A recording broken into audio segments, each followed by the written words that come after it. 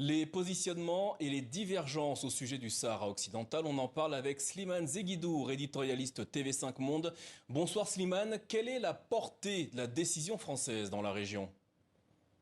Alors la portée, c'est déjà sa conséquence immédiate, alors que la France a toujours tenu à ce que ses rapports avec l'Algérie soient menés avec un maximum de doigté, d'équilibre, malgré toutes les équivoques.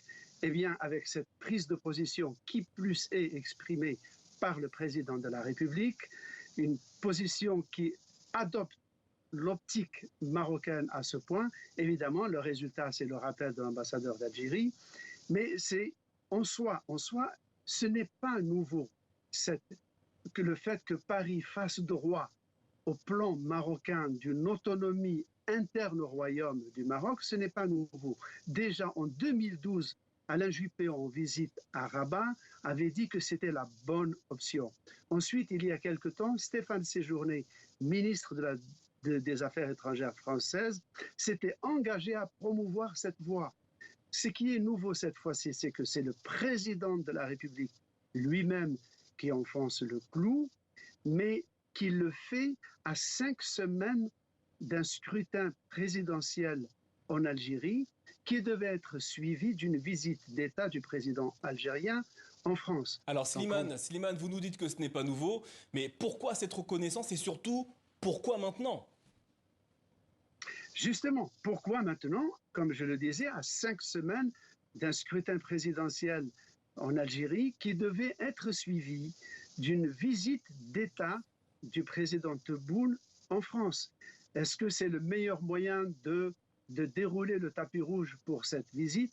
Ce n'est pas certain. Donc il y a déjà ce premier aspect. Mais il y a dans le contenu même de la lettre du président Macron, c'est le fait que non seulement il adopte l'optique marocaine, mais aussi d'une certaine manière, il insiste qu'il va user de son influence, c'est-à-dire y compris, on peut le déduire à l'ONU, pour investir, pour faire advenir cette solution. Et il ajoute que la France prendrait sur elle d'aider au développement, donc aux investissements au Sahara occidental. Alors C'est-à-dire que la France. Slimane, l'annonce du soutien français au niveau du Sahara occidental vis-à-vis du Maroc, n'est-ce pas une victoire symbolique pour les autorités de Rabat? Disons, c'est un succès d'estime, c'est indéniable. Et que d'une certaine manière, le Maroc tire profit des crispations qui émaillent les relations franco-algériennes, surtout depuis quelques mois, pour avancer ses pions.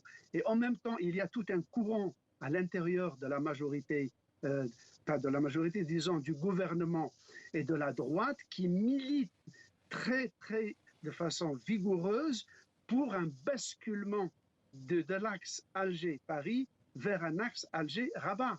Il y a Éric Ciotti, Rachida Dati, plusieurs personnalités, plusieurs courants, y compris au Parti socialiste, militent pour un rapprochement plus solide, plus fructueux, plus poussé et plus assumé avec le Maroc.